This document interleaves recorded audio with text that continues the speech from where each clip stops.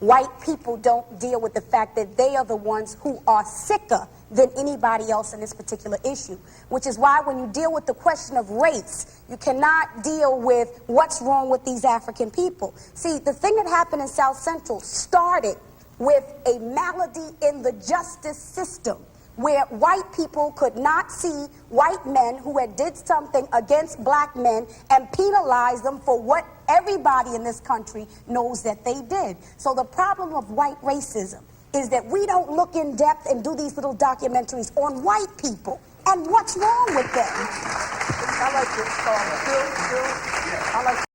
For some time now, I've been trying to follow the journey of African Americans, especially the way they have been able to fight for discrimination and racism.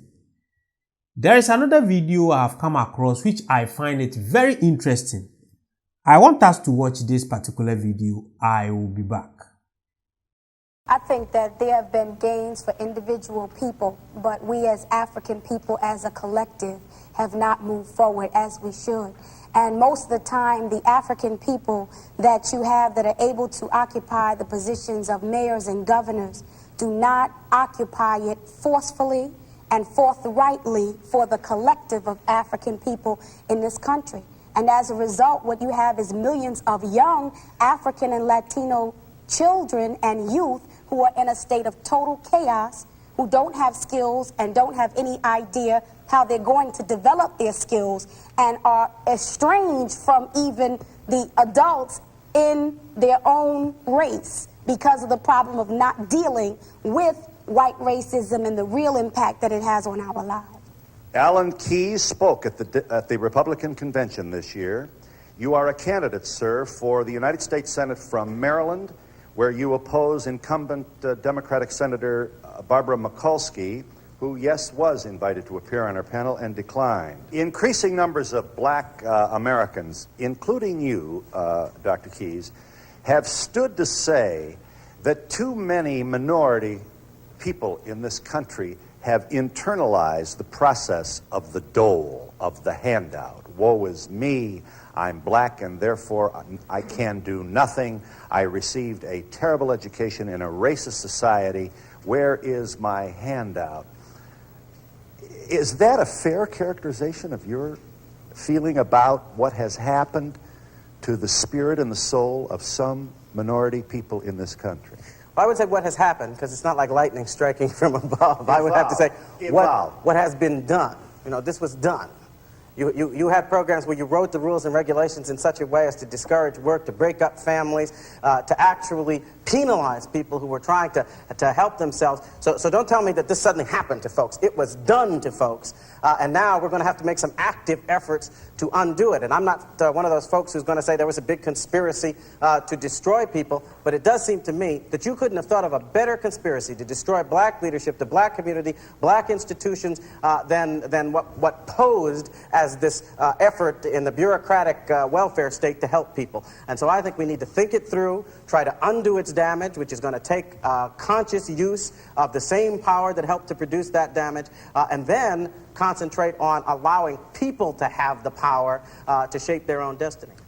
Dhoruba bin Wahad, you served 19 years for attempted murder of 2 policemen, a judgment that was overturned more recently on the basis of an unfair trial and the withholding of information. Let me ask you, Dhoruba bin Wahad, how you feel what jumped out at you on that piece? When we look at these young men on the screen here, one of the young brothers said, you know, what do you know how to do? He said, rob, steal, and kill. What did Columbus know how to do when he came here? Rob the native people of their land, kill them, and exploit them. What did they know how to do? What is in the best tradition of capitalism in this society? Burning, loot, rape, and pillage. This is something that is as integral to the United States as breathing. And the problem with race in this country is that white people in this country do not want to confront their own history and live up to the consequences of that history. And when you don't confront the truth will ultimately destroy you. Does Mr. Wahad make you squirm at all, Richard Nathan, director of the Nelson Rockefeller Institute of Government, of the State University of Albany of New York. You were an original member of the Kerner Commission. How do you respond to the angry observations of Mr. Bin Wahad? Actually, I was the research director of the commission, and looking back, it's now 25 years. I think there's good news and there's bad news. We've talked a little bit about the good news. The bad news, and I agree with Mr. Wahad, is that in the inner cities, what he's talking about is deepening violence. The inner city conditions, I think, are worsening. But the flip side of that is that there are new neighborhoods, middle class, black neighborhoods in lots of cities that are fighting hard to stave off the effects of inner city problems and violence. And there's a large increase in lots of big cities in suburban African American neighborhoods that are actually, in many cases, quite well off. Part of the bad news agenda that worries me is that the mood is worsening. There's a backlash, there's a deeper feeling about racism in the black community, and there's a hardening attitude, I think, in the white community. So it's a worrisome time, I grant you that. But you know, Phil, I think that he just did exactly what DeRuba brought up, which is that when we deal with the issue of white racism, white people don't deal with the fact that they are the ones who are sicker than anybody else in this particular issue, which is why when you deal with the question of race, you cannot deal with what's wrong with these African people. See, the thing that happened in South Central started with a malady in the justice system, where white people could not see white men who had did something against black men and penalize them for what everybody in this country knows that they did. So the problem of white racism is that we don't look in depth and do these little documentaries on white people and what's wrong with them. I like to add to that. The professor, the president, John Silver, said that one of the problems with the programs of the 60s was that they did not provide corrective measures to help the black family. We need to understand that when black people were brought here to the United States, they were brought here as an act of war. They were kidnapped here, and the destruction of the black family and the creation of a slave mentality was an integral part of the development of this nation state. So there has never been an interest in the black family, and that's reflected today. But even more, every city in which we have aspired to so-called political power. In Newark, black males are being murdered by the Newark Police Department under the guise that they're robbing cars. When we look at New York City, the police riot in the streets. When we look at LA, there was a riot in the streets. All of these cities have black mayors. Yes. So we have to begin to understand that moving black people up the economic ladder does not necessarily mean that black people on the bottom of the economic ladder are going to be empowered, because there are black people who identify with the system so much that they are self-hating Negroes. Mr. Bin Wahad, you seem to be going kaboom to the entire white community. Do we have from you a spirit of belief that there really are out there in America white folks who do not suffer from the pathology that Sister Soldier reminds us does exist in this country? But why is that the question? In other words, it's the same as when you're dealing with the issue in South Africa. People say, well, if black people get in control of that government, what will they do with the white people who are living there? Why is that the question? Can we refocus the question I'd like to as to explain my how we're going question. to correct? Let me have a moment. Let me have a moment to defend my question. Okay. If you believe that all people who are white are interested in pillaging, reminding us, as you painfully do, of our own history. No, that's a mischaracterization. That's a mischaracterization. And first of all, it's the mischaracterization because the Constitution was established by white males with property. It said all men are created equal. Right. And they are endowed by their Creator with certain inalienable rights. It didn't say women were created equal with men. Right. And the Bill of Rights was attached to the Constitution because people without property had no rights. So I did not say that all white people are interested in burning and looting and pillaging. I am saying that the ideals that established this country were based on burning, looting, and pillaging people's land. Accept your point. And you concede to us that In contemporary society, we do have honorable people of all colors who have as much of an interest in the salvation of their babies as... But the problem with that, Phil, is that the people of good intentions in the white community are the minority. They do not stand on principle, and they do not struggle against their own racism and white skin privilege. See, the problem is this. It's like men who say, I understand how you feel as a woman being subjected to sexist behavior. They can't possibly. Not without interacting with women and empowering them. Bill, the problem, though, I think with this whole analysis, as I see it, we're talking, and I have great respect for the Constitution, but let's be frank, it was not based upon an idealistic view of human beings. Deruba doesn't realize that I think sometimes that what he's saying as a description of not white people, but all people, was in fact the foundation of America's political philosophy. People are greedy. Give them a chance, they'll beat you up. Give them a chance, they'll kill you, rape you, that's not rob what you. Deruba is saying. That was exactly, if I may say so, the view of human beings, not just white human beings, but most human beings. Have we moved somewhat off this animalistic, primitive? The point is, however, that the point that I think I hear, at least, of what Sister Soldier says and others say, has less to do, we talk about all this economic redistribution and so forth. Let's talk about the basic issue of politics. The basic issue of politics is power. If you have power over me, you're going to abuse it. If I have no power to resist you, then I'm going to be abused. And I don't care what's in your heart. I don't want to know what's in your heart half the time. I want to know whether there's a weapon in your hand and whether I have the means to defend myself against it. Could be economic, could be social, could be political, could be physical, but I've got to be able to defend myself because I can't trust you. And that's an American statement. That is not a statement of some idealism. There is no human soul to be found anywhere? That's not the point. The point is that if you give people power over you and you can't defend yourself against them, our founders said they will abuse you, and the world, if I don't mind saying so, from a black person's point of view, I don't have to prove to you that somebody's out to get me. There are 400 years of history in this country that people are out to get me, and they got me more than half the time. I don't have to prove that to anybody. Jonathan Kozol, whose seminal book, Death at an Early Age, was a personal account of his own experience of teaching fourth grade in the community of Roxbury, the minority community within the city of Boston. Mr. Kozol, you've been patient, sir. What are your thoughts as you listen in on our dialogue? Well, I didn't think I'd ever agree with Alan Keyes on anything, but I sure agree with what he just said. I started teaching, as you know, in a segregated school in the mid-'60s. Today, inner-city schools everywhere are more segregated and less equal than they were at the time I set out as a teacher.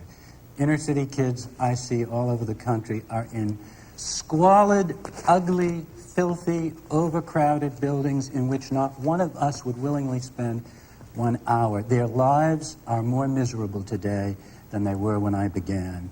By any kind of statistics, I won't drown you in statistics, but there's one which is so devastating, I have to cite it here. As you know, Phil, tracking has come back into schools again. It's become a sort of fashionable way of segregating kids within a single school.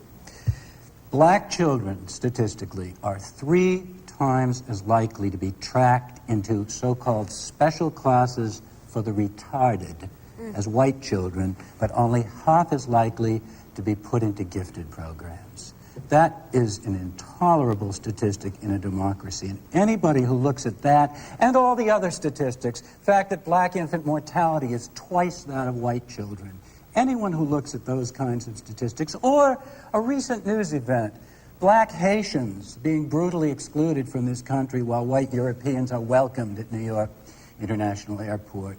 Anyone who looks at that knows in their heart that racism remains the central moral agony of this society. Yeah. So my pleading to Mr. Bin Wahad and to Dr. Keyes in the white liberal tradition of, gee, you don't totally dislike us, do you, is a rather empty I'll kind tell of... you why I think it is, Phil, because not to criticize you, naturally I'd like to feel, I'm a nice guy, I hope black people will like me, but that's wasted energy. The issue isn't whether they like you and me or not. The issue is whether they have an even shot in this society, and they can't afford to worry about our injured feelings. Yes, and I asked for only one moment to defend the question. If the anger is that overwhelming and the evidence supported by your scholarship makes clear their positions, then we have to wonder whether we're whether we should even waste any more energy with this ideal of integration and living together and cooperating. I ask you not because I'm an insecure person who wants to be loved. I have children who must live in the society. Dr. Edwards is the one who spoke eloquently to the point, and that is America herself. America herself will not survive in the 21st century unless she comes to tap into the diversity that is hers and stop pursuing this kind of divisive policy. This is more of a threat to the future of America than anything ever posed by the old USSR. We will explode from within unless we all understand we have a stake in this system. And that's the compelling issue, not whether we like each other, not whether we love each other, not whether it ever started out right, not whether we should be angry with anybody. We won't survive unless we understand we're in it together. Appreciate very much your comments, Mayor Kelly, and I promise I shall not for the rest of the program ask any member of this audience or panel whether they like me. Please welcome Anna DeVere Smith is the performing artist who is responsible for a much discussed, much heralded one-woman show titled Fires in the Mirror. You wanted to say, Miss Smith. Well, I wanted to say something about the fact of who's together here in this issue of race. And it's kind of startling to me that we are looking at the issue of race still in black and white, especially since we watched these fires of Los Angeles burn, and it's clear that the story is much more complex than black and white. There are Latinos involved in the story. There are Asian Americans who were taking matters to themselves and standing on roofs with their own guns. So that the dialogue that we had before we decide whether we like white people or not, I think we have to begin to develop strategies and techniques for negotiating our differences over a very broad canvas. And this is going to mean the life and death of many of us. I've worked in the New York City public schools and seen the speed and dispatch with which a naughty boy quickly becomes a retarded boy. It's simply a matter of taking him out of the class on the wrong day and putting him in another class. What we're talking about here is very clear. If you look at Latin America today, in every society in Latin America is essentially a conglomeration of European settler states. The conquistadores went in there and did the same thing that the English did here and everything, right? When we look at the compositions of these societies, we see that at the top are light-skinned descendants of conquistadores, and at the bottom are native people and black descendants of Africans. White skin privilege is a European ideal and concept that was exported with their economic system, their religious philosophy, and it was exported and imposed on people of color. So when we talk about Latinos, let's understand what we're saying here. We're talking about Latinos who, for the most part, have African blood in them, and they have internalized racism just like everybody else. When we look at Asian Americans, many of the Asians that came here initially came to work the railroads. They were treated like dogs. They were treated like dirt. But when we see a lot of Asians that come to the United States today, one of the first words they learn in their lexicon, one of the first things that they learn is the United States' major contradiction around the issue of race is white-skinned male privilege. And if we don't attack that, if we don't analyze that, if we don't begin to deal with that, then we got a problem. And I totally disagree with the mayor of Washington, because I do not have a stake in saving a racist nation. I do not have a stake in maintaining American hegemony over people of color around the world. I do not have an interest in maintaining this system that causes the miseries of billions of people one more moment. Yeah, well, I'm not going to walk away from our investment in this country and the suffering that we've had in this country since 1619. We gave this country her culture. We gave this country her music. We gave this country her margin of profit with the agricultural revolution, though we never got our 40 acres and a mule. I'll be doggone if I'm walking away from 4 centuries of investment in this country. We, too, are entitled to a piece of the rock. I don't care how wrong America was. May I call this audience, may I please, we must move on. And in addition to our panelists, we've invited 3 distinguished observers to give their widely differing perspectives on where we go from here.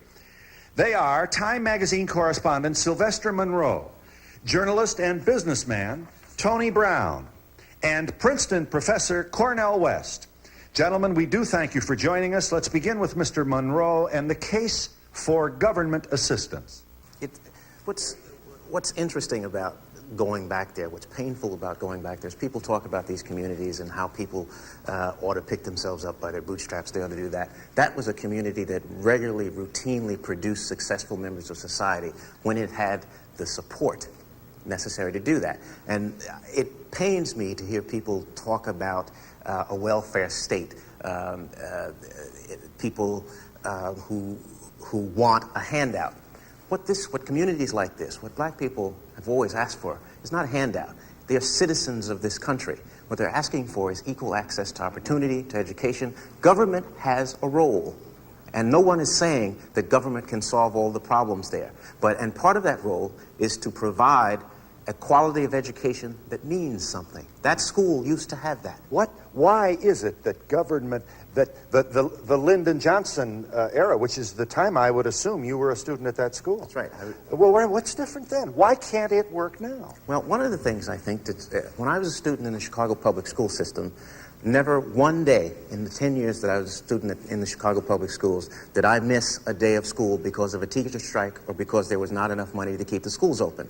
Perhaps that was because the Chicago public school systems were then a majority white system. The Chicago public school system today is majority minority. And so now we can't find the money anymore. So white power fled then, or at least turned its back on its establishment. It has turned its back. And so it's the question that Paul Solomon asked at the top of this piece. Why should people, and people will say to you, well, my kids don't go to that school. I don't live in that community. What does that have to do with me? It has everything to do with you. This is a democracy. We pay taxes to distribution of wealth. Right. Shared wealth in this country is one of the foundations of this country. If we don't educate those children, we can't build enough prisons. We can't rebuild LA enough times. Everyone. I mean, I understand why this gentleman feels he doesn't have a stake in this society, but everybody will pay if we don't. How would Mr. Kozo respond to Mr. Monroe's observation, which suggests that when the white man goes, so does the power? Absolutely. I mean, I completely agree with him. In Chicago, nothing he said was overstated. A couple months ago, the Chicago school system, abandoned by white people, not just white children, but white business, everyone, had to start rationing toilet paper.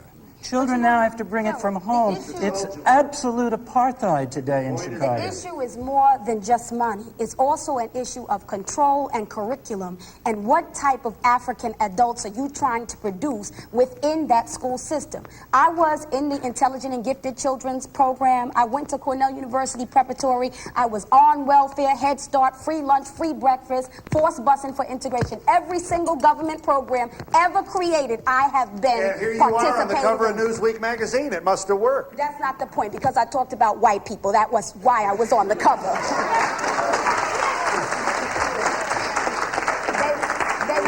They were not celebrating my academic victories. Your point is made. Right. So my point becomes, Phil, that how you design those programs. In all of the programs that I attended, all of the education that I had, college, public, and otherwise, nobody ever told me that I was an African woman. Nobody ever told me what the history of African people were. Nobody ever told me that America is business, and without business you will have nothing and be nothing. And nobody ever told me how to organize business so that I would be able to develop institutions in my own community. So now the sincerity of all of the programs and all of the education has to be questioned, indicted, and convicted, because the bottom line is that America is not and has never tried to produce African adults who are functional, self-sufficient, who understand their politics, their economics, and their relationship to the world politics and the world economics.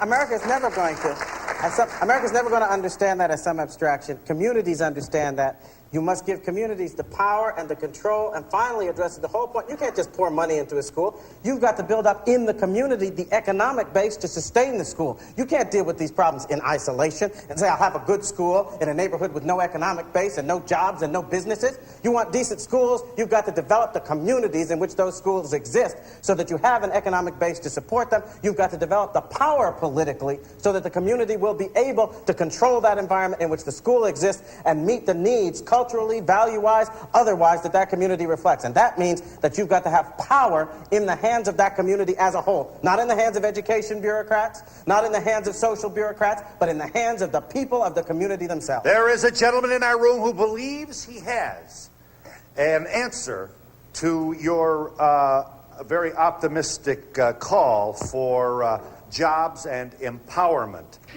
Do I sound like a white racist to say, see what I mean? You can pull yourselves up by your bootstraps. Does that make you nervous if I say something like that? No, but the context would make me nervous if you were suggesting, and you're not, that all blacks had to do was to go to work, and if they worked as hard as whites, we could make it. But that's not the context in which you're saying it. The context in which you're saying it is that we are looking at a group of people, 30 million people, who this year will earn $300 billion, equal to the 14th richest nation in the world. We're 12% of the population. We buy 18% of the orange juice, 20% of the rice, 26% of Cadillac cars, et cetera, et cetera, et cetera.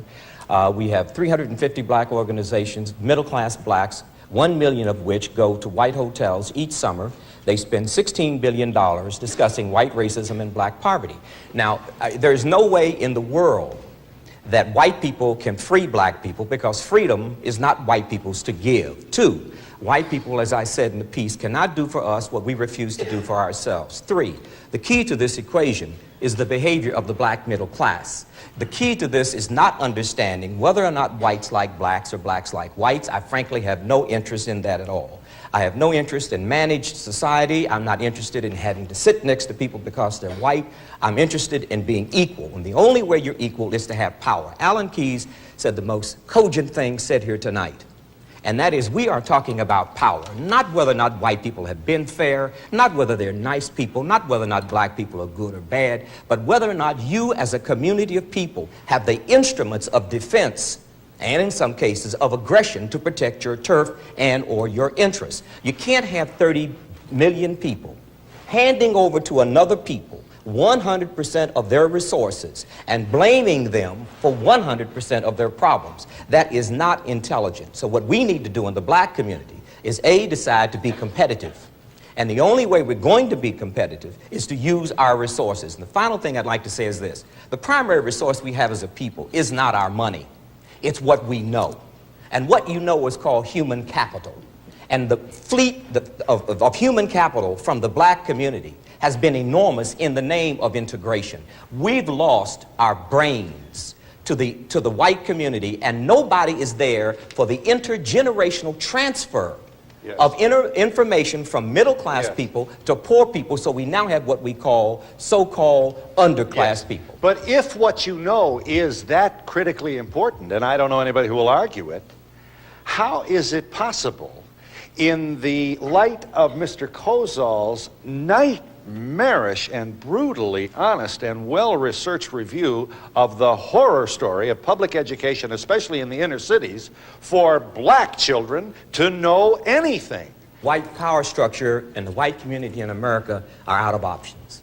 They can no longer afford racism, and they can no longer afford school systems that don't work for this following reason. In 8 years, over 50% of the population workforce will be female and non-white. In 30 years, this will be a majority numerically non-white nation. If we do not train women and non-whites to go into the workforce for high-tech skill jobs in the next 8 years, none of us in this room is going to have a job at all. So Mr. Kozol, there's another dimension to what he is saying, and I'm sure he's more than aware of it, and that is, it is not black schools that have failed. The American school system has failed. It is not the ones who drop out that are the problem. The ones who graduate are the problem. We do not have a school system that does anything for post-secondary education, and we don't have a school system that does anything for the bottom 50%, which is why Germany and Japan are beating our brains out. Regardless of the color of the student. Regardless. Now, when you get to blacks, we cannot leave out of this equation the black middle class. And we cannot leave out of this equation, no matter what the government does, and the government should do something. We cannot leave out the obligation of the black middle class to transfer its wealth primary wealth, which is human capital or information, to those in our community who don't have it. Yes. May I ask you're a capitalist with a... I am not a capitalist, and you said that before. I'm not interested in proving capitalism. I'm interested in using a free market system to alleviate the problems in the black community. Is capitalist a bad word? Well, if the way you're using it is though I am trying to prove that this system is better than that system. No, I'm not into ideology. You can call me anything you want. You're a businessman who takes full advantage of the free market opportunities. Let me put it that way. I'm trying to pay my rent and keep the phone Very ringing. good. Now, I don't know what you call that. Yeah. Whatever you call All that, right. that's what Right. I do. Right. Now, okay, so I am simply interested in this. There are 30 million of us. We earn $300 billion.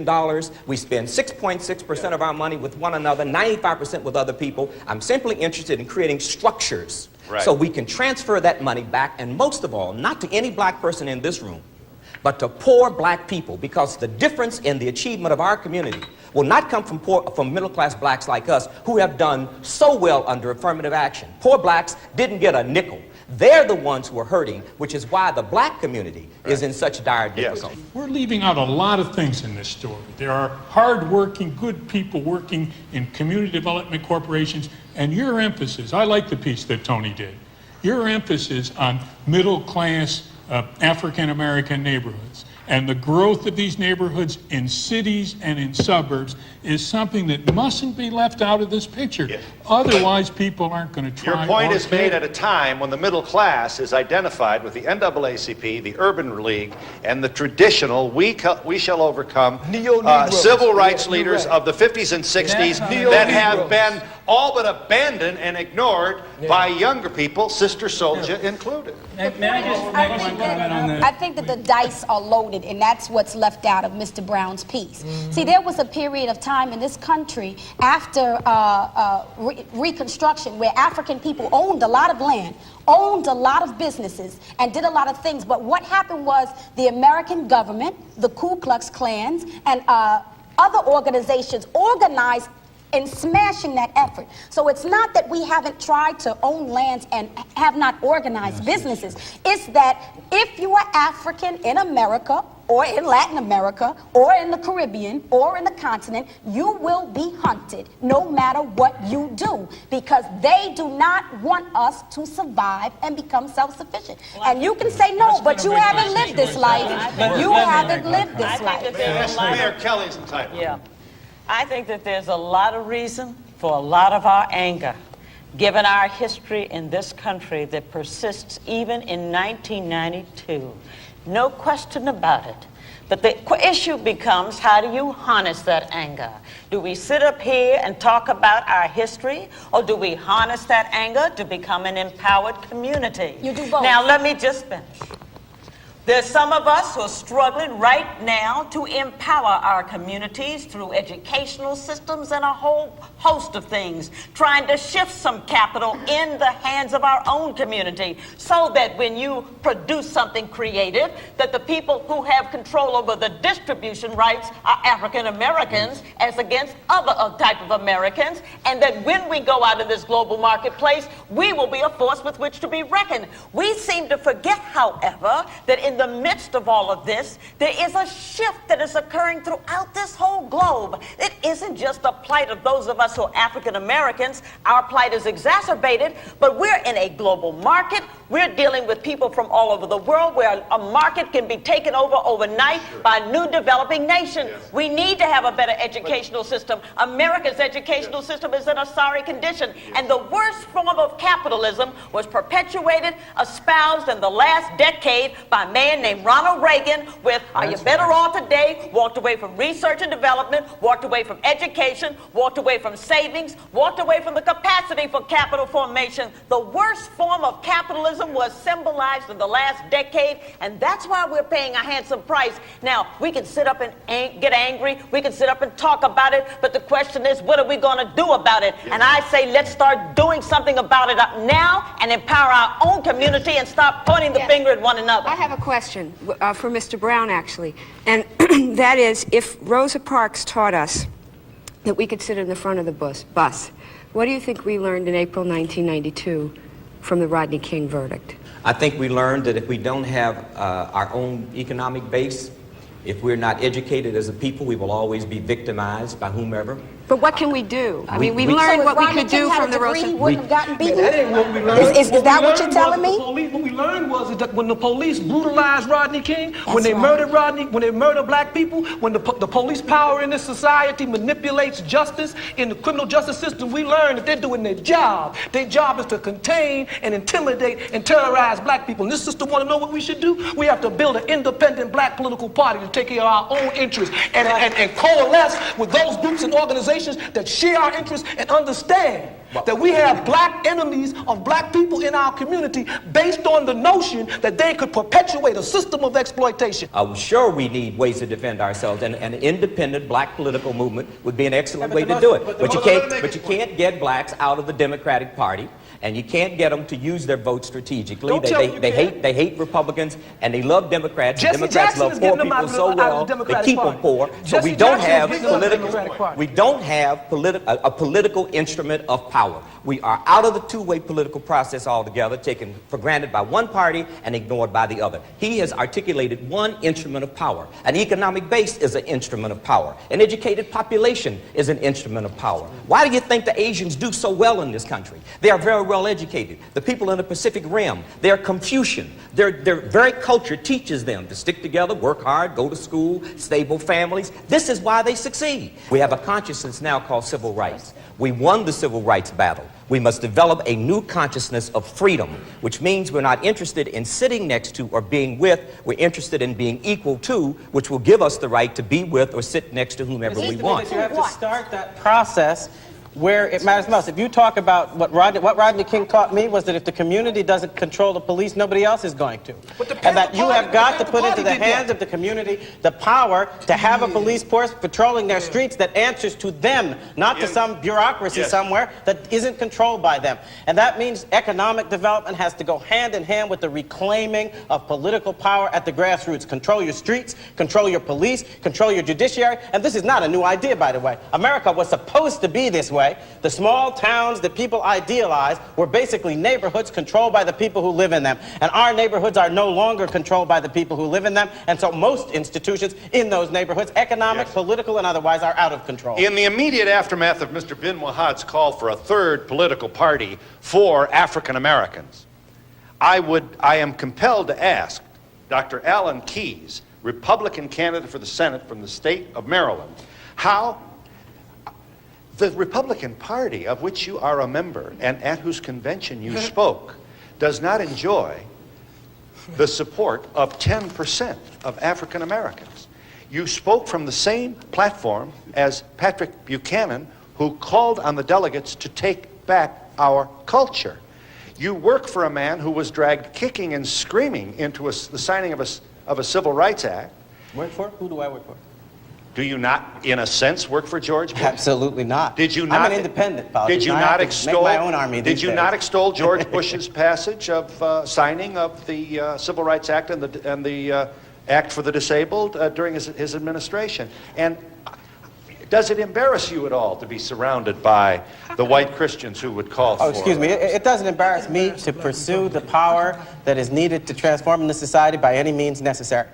People have transformed that phrase to mean violence and all this. It doesn't mean that at all. It means look for what's going to get you ahead and get there. Don't be so stupid that you allow people to convince you that a door to political power has the Republican label on it, so don't walk through it. If the door is a door you can walk through, take the power and worry about the rest later. You are not going to get me to say that I am not going to walk up the path that many other people have walked up to toward political power in this country. I'm going to stay out of politics because Pat Buchanan is in it. Then he will control the situation.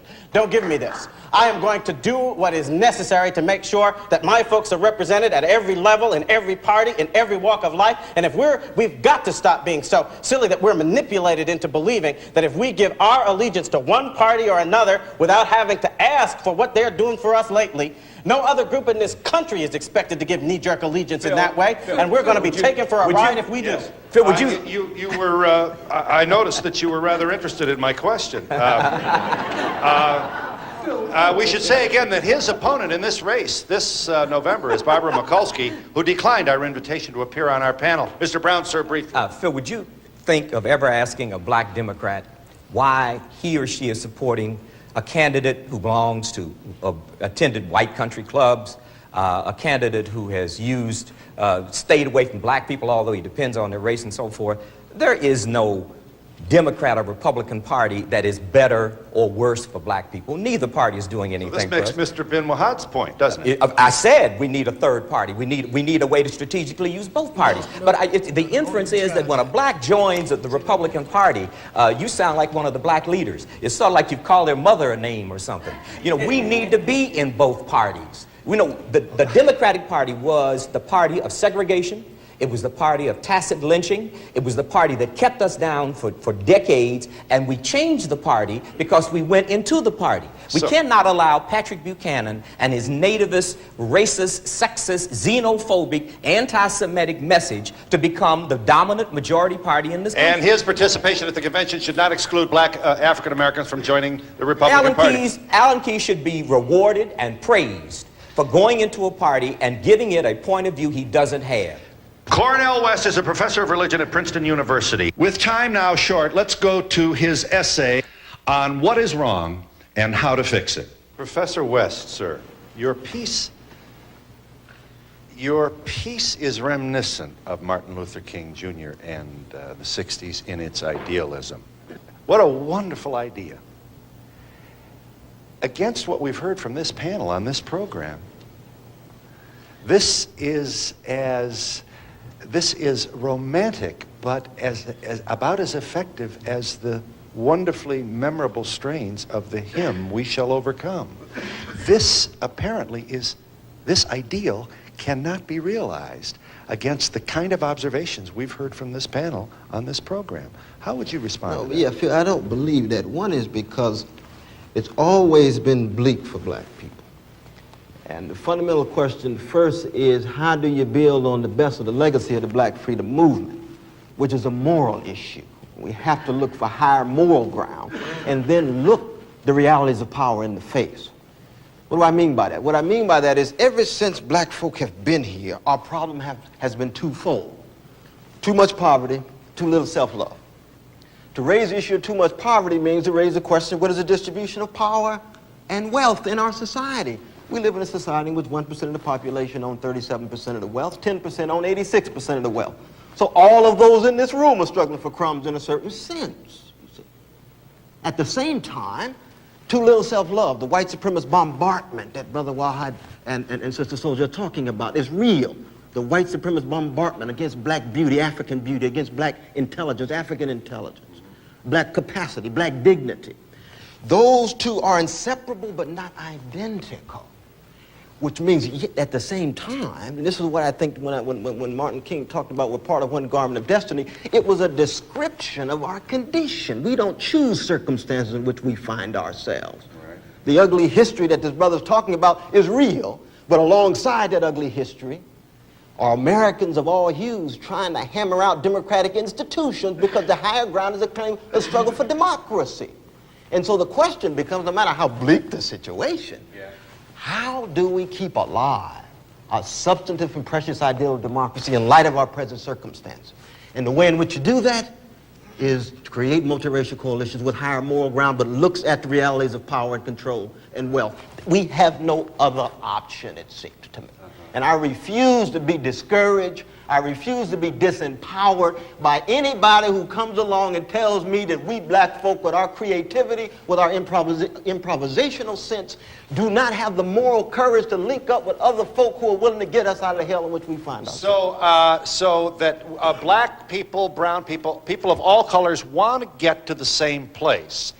And as to paraphrase, in a general sense, we're in a situation of conflict. We're in a situation. Wait a minute. Don't we want our children to be happy? We want to have food. I'm talking about that. All right. Okay. Now, to paraphrase Senator Bradley of New Jersey, the state from which your piece was. Senator Bradley gets much right when he talks.